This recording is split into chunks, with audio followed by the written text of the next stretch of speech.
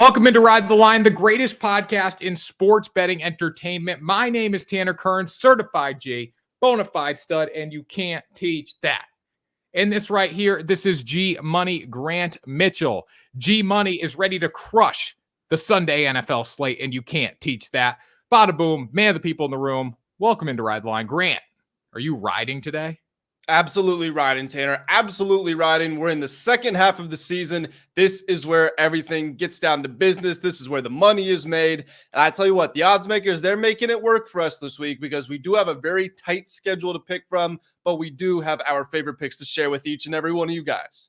There's a lot of big dogs this week that I'm like, they should be able to cover, but I'm not sure if they're going to cover. Like, it's an interesting slate of games, and we're going to break it all down here on Ride the Line. Before we get into that, make sure you subscribe to the YouTube channel. Thank you to everyone who has done that so far. Give us a like on the video, comment who you're taking. We will reply to you. We'll give you our input. So make sure you do that. Help us out a little bit.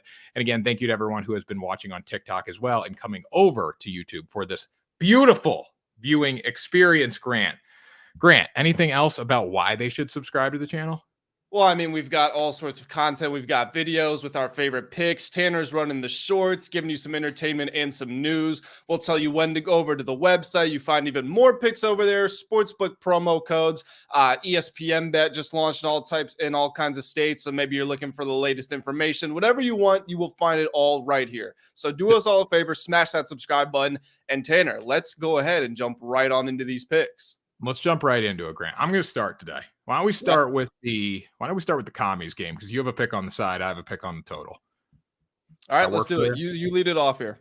All right. So according to Cold Hard Football Facts, proprietary stat tool that I use for all my picks here, the Commanders ranked 23rd in the quality stats. The Giants ranked 31st. This Commanders offense has been taken off a little bit behind Sam Howell, and I'm sure Grant's going to talk about that in a minute there. Grant, Sam Howell is that guy. I think he could be that guy in the coming seasons. He has a great receiving core to work with.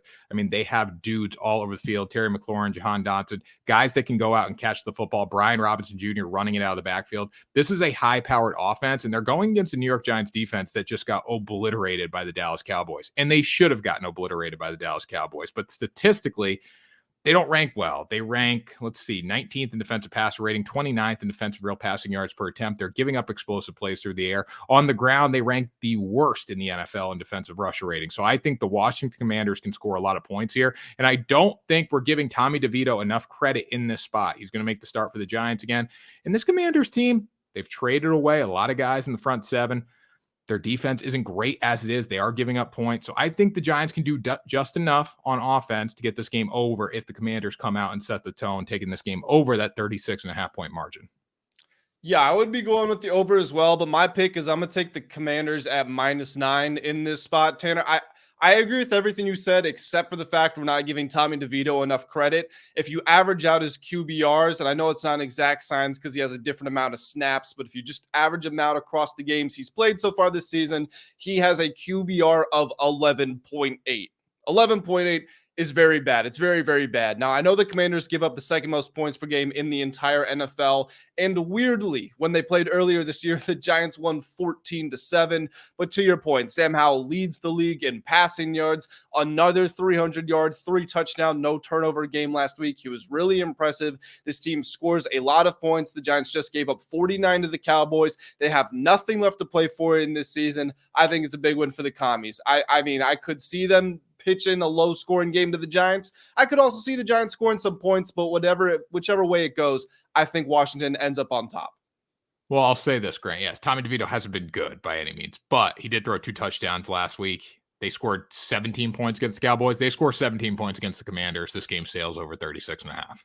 Yeah, absolutely. I definitely agree with you on the over. That should hit. All right, Grant, give me your next play. Okay, well, you know what? I'm going to go with a guy who, I'm not joking at all when I say this. He deserves some MVP consideration. He shouldn't win. He should not win, but he should be in the top 10 for voting. It's Joshua Dobbs, and I'm taking the Minnesota Vikings at +2, +2.5 against the Denver Broncos. Tanner, Josh Dobbs this season, first of all, I believe he's 12th in QBR overall. If If you average out his last 2 games, so the 2 games he played with the Minnesota Vikings, he's got a QBR of 87.5. He makes plays with his arm. He makes plays with his legs. He's one of the one of the top 3 rushers for quarterbacks, Tim, Lamar, and Jalen Hurts, I do believe. And he's been really good in this Vikings offense, even without Justin Jefferson in the lineup. And when you see him come back this season, they are going to be even more explosive. Now, what I can say about the Broncos defense is ever since they gave up 70 points to the Dolphins, it has shown a lot of improvement, giving up just 21 per game. But as I say that, the Vikings defense has also been improving a lot. They're on a 5-game win streak, and during those 5 games, defense has given up 17.5 points per game. Huge credit to Brian Flores. He's bringing his characteristic ultra-aggressive style, and it's working out for them. And in many ways, this game is a matchup between 2 teams that are in very similar situations. Started the season rough, have adversity at the quarterback position, whether it's Russell Wilson underperforming or Kirk Cousins tearing his Achilles. And then teams they've just turned it around. They're actually playing pretty decent football right now. Yes, I know Russell Wilson made that amazing throw to Cortland Sutton last week, and he is playing better, but he still really struggles to throw for even 200 yards. I think this Vikings offense is going to put up points, and I think that they can win a close game here. Yeah, I'm on the same side as you. I would take the Vikings plus 2.5, play the money line as well there. 2.5 is not going to get you that much protection. This is also a really good teaser bet if you are going to pair it with something else, because I do think the Vikings come in and just win this game outright. According to Cold Hard Football Facts, they're ranked 10th in the quality stats. Broncos are 24th. Now, Denver's a tough team to read, like you said, because of that Miami game. Like, that game killed every single statistic that they have, and it's very hard to recover after you give up 70 points and basically about 3 games worth of defense, I would say. The Miami Dolphins put up 3 full games of offense on the Denver Broncos. So statistically, they don't rank well, but they are playing well, as we saw against the Bills. They forced a lot of turnovers. I think they can do that again, but I am going to side towards the Vikings on the road and Josh Dobbs. You got to ride the storyline, and Josh Dobbs is the storyline this season. He's not only the storyline, though. He's playing very good football. You watch him. I mean, Kevin O'Connell said him showing up and going over the cadence on the sideline and not knowing the plays was the most impressive thing he's ever seen as a head coach. And then he follows it up with another really good game last week. He's genuinely playing very good football. And you know what's funny looking back on it is that he was with the Cleveland Browns during the preseason. You don't think the Cleveland Browns could use somebody playing at his level right now? Yeah, rest in peace to Deshaun Watson, too. Though probably the worst contract, Mr. Massage. Well, it's the best contract he could ever get for him, but the Browns, that is the worst contract. And it's not just because he's hurt, or it's not just because he got suspended. You can't give that much guaranteed money to any football player. Any athlete should never get that much guaranteed money. Oh, just in general. I thought you were going to say somebody who hasn't played in 2 years or has those concerns. that makes it worse. But I don't think you should give anyone that much guaranteed money. Guaranteed money comes with a huge risk. Now he's hurt and he got suspended. I mean, he did need the guaranteed money. Like he needed the guaranteed money, but he made $90 million to play 11 games or something. That's crazy. Yeah, and it's really sad for the Browns too, because their offense, I mean, they have gotten nothing from the quarterback position. Their offense is still, I think, 12th or 13th, something like that, in points per game, which is just a testament to, I don't know how they've done it. They've still been able to run the ball without Nick Chubb being there. They've been able to get the offense set up in good field position because the defense is so good. And they're still winning games. They could still legitimately win the AFC North, the toughest division in football, without having a quarterback. I can't imagine what this team would look like with even a league average quarterback playing for them. They would be a legit Super Bowl contender. Yeah, Deshaun Watson hasn't even been good when he's played. Like, that's the problem. So you're not getting him on the field, and when he is on the field, he's not playing at an elite level. And this team lost their best player, Nick Chubb. So what they've done is pretty remarkable here. It'll be interesting to see how they finish the season. I don't think losing Deshaun is the biggest blow if they can go find a quarterback, because he's just not that great of a quarterback, but he is better than probably whoever they can find in there now. So it's an interesting situation for the Cleveland Browns. I hope they find a quarterback. They've had like 35 quarterbacks since 2000, which is wild. Yeah, Deshaun is 23rd in Pro Football Focus's quarterback player grades, which obviously not good, but PJ Walker, 38 of 38 quarterbacks. So it's not so much that losing Deshaun's a problem, because, again, he wasn't playing well, but you are getting literally the worst quarterback in the league in PJ Walker, who's his replacement. And just to touch on how bad he's been, again, this is Pro Football Focus's rankings. So Deshaun Watson's grade is a 67. Mac Jones is 30th. He's a 59. The second worst in the league is a 48. And then the worst in the league, which is PJ Walker's a 31. So he's far and away. Think of it this way. The difference between Aiden O'Connell and PJ Walker is 18 points, which is the same difference as Jared Goff to as Josh Allen to Jordan Love. Yeah, it'll be interesting for the Browns to see how they move forward, but they really have a lot of adversity in front of them, just like one team in the Buffalo Bills. The Bills have a lot of adversity in front of them. Plus 200 to make the playoffs right now. Very interesting spot for them. That gives them a 33% probability. It's still doable, but their schedule is just killer in the back end. You got the Eagles, you got the Chiefs, you got the Cowboys, Chargers, a New England team that already beat them, and the Dolphins. So interesting spot for them on the back end of their schedule here. They are going to host the New York Jets this week. And I think every week almost, like there's been a lot of get right spots for the Buffalo Bills. We've seen that consistently, right? I go back to, let's see here, New York Giants, Sunday Night Football, get right spot. And they were winning at that time too. They win 14-9. Then they go on the road in New England, a game that they should win based on how we've seen the Patriots perform.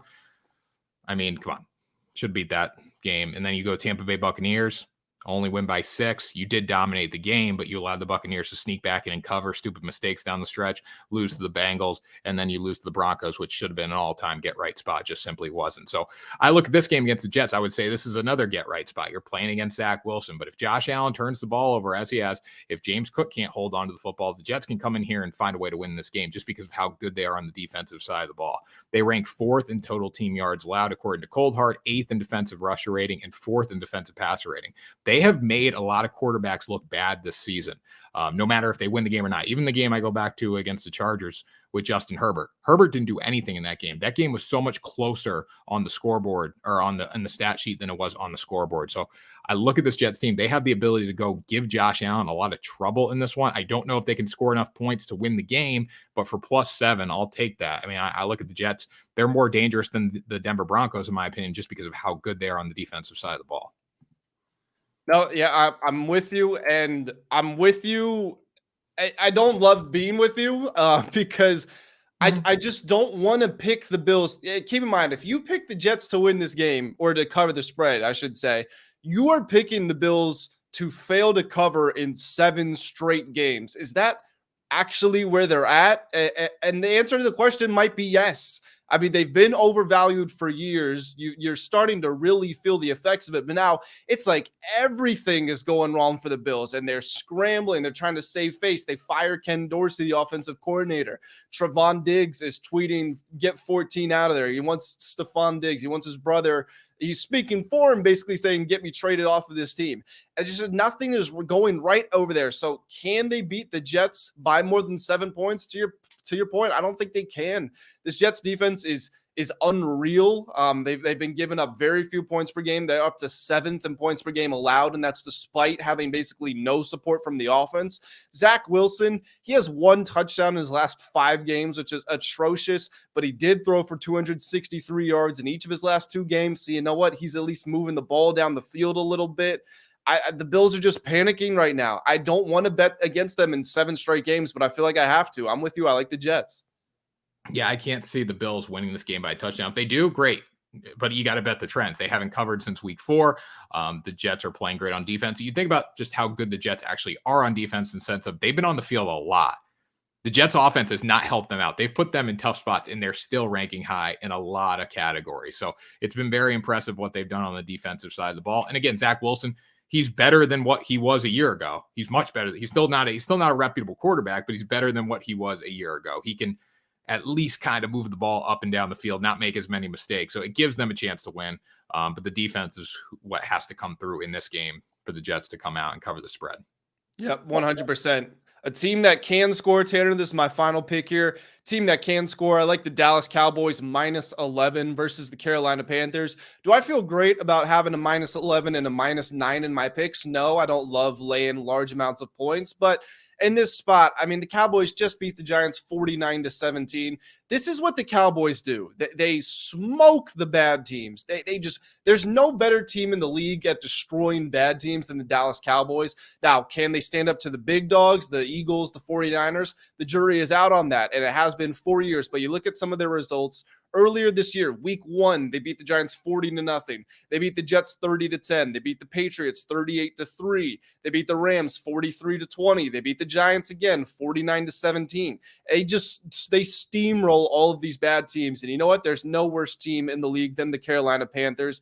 They are 1-6-2 against the spread. They've only won a single game so far. Bryce Young looks like, we were talking about PJ Walker, but if we want to talk about actual starting quarterbacks, Bryce Young probably looks like the worst in the league.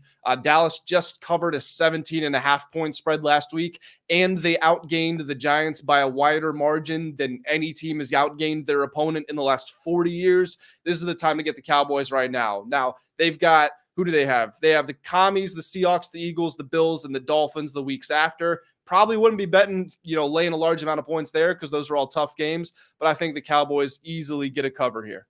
Yeah, if they can't win by 2 touchdowns after what they did last week to a Giants team that is just as bad as the Panthers, probably worse because I would take Bryce Young over Tommy DeVito, but they should be able to win this game by 2 to 3 touchdowns with ease. Yep, I 100% agree. Well, that was another episode of Ride the Line, another Sunday edition of Ride the Line. Patriots on a bye week. We'll see what happens. Good. You can't lose. Can't lose. Undefeated this week. Patriots are losing this week. It'd be interesting to see what happens at the quarterback position with them, too, what Bill Belichick decides to do. Did you see the report? Mac Jones is pretty much guaranteed to head to the bench. Yeah, I heard he was rumored to be the third string quarterback this week. But again, it hasn't been officially announced yet. We'll see. He should. If they're going to move on, like Bill Belichick, if they're going to move on from Belichick, they're going to move on from Mac Jones. Like, why are we starting him? Like, not that Bailey Zappi should get cut too. He's not good either. Get rid of them all. I think you got to give Zappi. Listen, I'm not saying Zappi's been that good, but he's shown spurts of strong play. So give him like 2-3 weeks, see if some consistency helps him play better. And if not, you just cut them both in the offseason. But you do have to see what you have. Well, you can see if Zappi can be a backup for you in the coming seasons. Like, he's not playing for a starting job. We're drafting. If you get rid of Mac, you're drafting a quarterback in a minute. New coach coming in there, 100%. Oh, yeah, 100%. But you did spend a 4th-round pick on Zappi, so you might as well see what you have. You know what I mean? Yeah, definitely. I agree with that. So we'll see what Zappi can do there. They would keep Zappi. Is Malik Cunningham's going to be on the roster too, I'm assuming. Who knows? He's going to be off the team on Friday. He'll be back on Monday. They might waive him on Wednesday, move him to the practice squad Thursday. He's not a quarterback. He's not an NFL quarterback. He's just, we haven't seen him obviously, but from what we've seen in the past, it doesn't look like it would project to the NFL starting level. No, definitely not. But we'll see what happens. Anyways, subscribe to Ride the Line. Subscribe to the channel. Like the video. Comment, share, subscribe. Grant, take us out of here. That's going to do it for Ride the Line, guys. We wish you all luck with your bets this weekend. Like Tanner said, make sure you comment. Let us know what your favorite plays of the week are. And we will see you all on the very next episode.